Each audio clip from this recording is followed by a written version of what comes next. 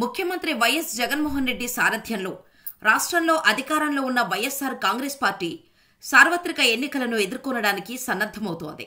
ఇందులో భాగంగా 2 విడతల్లో అభ్యర్థుల ఎంపిక ప్రక్రియను పూర్తి చేసింది. మొత్తంగా 38 మంది కొత్త ఇన్ఛార్జీలను ప్రకటించింది.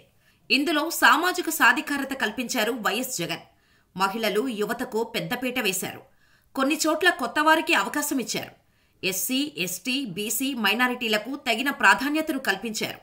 సామాజిక సాధికారతే ఆయుధంగా ఈ ఎన్నికల్లో ఘన విజయం సాధించాలని లక్ష్యంగా పెట్టుకున్నారు. మలి జాబితాలో అన్ని కులాల వారికి ప్రాతినిధ్యాన్ని ఇచ్చారు. ఇక 3వ జాబితా కొద్దిసేపటి కిందటే విడుదలైంది. 7 లోక్సభ నియోజకవర్గాలకు కొత్త అభ్యర్థులను ప్రకటించారు. మంత్రి జోగి రమేష్కు స్థానచలనం కలిగింది. పెనమలూరు నుంచి ఆయన పోటీ చేయనున్నారు. మొత్తం 21 మందితో కూడిన జాబితా ఇది. విజయనగరం లోక్సభ చిన్న శ్రీను, ఏలూరు లోక్సభ కారుమూరి సునీల్ కుమార్, విశాఖపట్నం లోక్సభ బొత్స ఝాన్సీ, శ్రీకాకుళం లోక్సభ పేరాడ తిలక్, విజయవాడ లోక్సభ కేశినేని నాని, కర్నూలు లోక్సభ మంత్రి గుమ్మనూరి జయరాం, తిరుపతి లోక్సభ కోనేటి ఆదిమూలం ఇన్ఛార్జీలుగా నియమితులయ్యారు.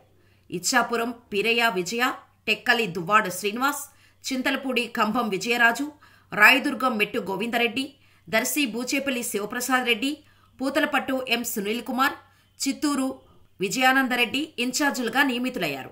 మదనపల్లి నిసార్ అహ్మద్, రాజంపేట ఆకేపాటి అమర్నాథ్ రెడ్డి, కోడుమూరు డాక్టర్ సతీష్, ఆలూరు భూస్నే విరూపాక్షి, గూడూరు మేరిగ మురళి, సత్యవేడు డాక్టర్ మద్దిల గురుమూర్తి, పెనమలూరు జోగి రమేష్, పెడన ఉప్పాల రాము అపాయింట్ అయ్యారు. ఇక ఇదిలా ఉంటే సార్వత్రిక ఎన్నికలు సమీపించిన వేళ ప్రతిపక్ష తెలుగుదేశం పార్టీలో కల్లోలం చోటు చేసుకుంటోంది. పరిణామాలు శరవేగంగా మారిపోతున్నాయి. ఆ పార్టీకి ప్రతికూలంగా తయారవుతున్నాయి. టీడీపీ అధినేత ప్రతిపక్ష నాయకుడు చంద్రబాబు నాయుడు అనుసరిస్తోన్న ధోరణి సీనియర్లను తీవ్ర అసంతృప్తికి గురిచేస్తోంది. విజయవాడ లోక్సభ సభ్యుడు కేశినేని నాని తెలుగుదేశం పార్టీకి గుడ్ బై చెప్పారు. బుధవారం సాయంత్రం తాడేపల్లి క్యాంపు కార్యాలయంలో ముఖ్యమంత్రి వైఎస్ జగన్మోహన్ రెడ్డిని కలిసిన కొన్ని గంటల్లోనే ఆయన ఈ నిర్ణయం తీసుకున్నారు. పార్టీ ప్రాథమిక సభ్యత్వానికి రాజీనామా చేశారు. ఈ రాజీనామాల పర్వం ఆయనతో ఆగట్లేదు. చెప్పినట్టుగానే ఆయన ఉమ్మడి కృష్ణా జిల్లాలో తెలుగుదేశం పార్టీని ఖాళీ చేయించే పనిలో పడ్డారు. ఇదివరకే విజయవాడకు చెందిన టీడీపీ యువ నాయకురాలు, ఆయన కూతురు కేశినేని శ్వేత పార్టీ ప్రాథమిక సభ్యత్వానికి రాజీనామా చేశారు. ఇక తాజాగా టీడీపీకి చెందిన మరో సీనియర్ నాయకుడు పార్టీని వీడారు. అధికార వైఎస్ఆర్ కాంగ్రెస్ పార్టీలో చేరారు. తాడేపల్లి క్యాంపు కార్యాలయంలో ముఖ్యమంత్రి వైఎస్ జగన్మోహన్ రెడ్డి సమక్షంలో వైఎస్ఆర్సీపీ కండువాను కప్పుకున్నారు. తన భార్యతో సహా ఆ నేత వైసీపీ తీర్థాన్ని పుచ్చుకున్నారు. ఆయని ఎన్టీఆర్ జిల్లా తిరువూరు మాజీ శాసనసభ్యుడు నల్లగట్ల స్వామిదాస్.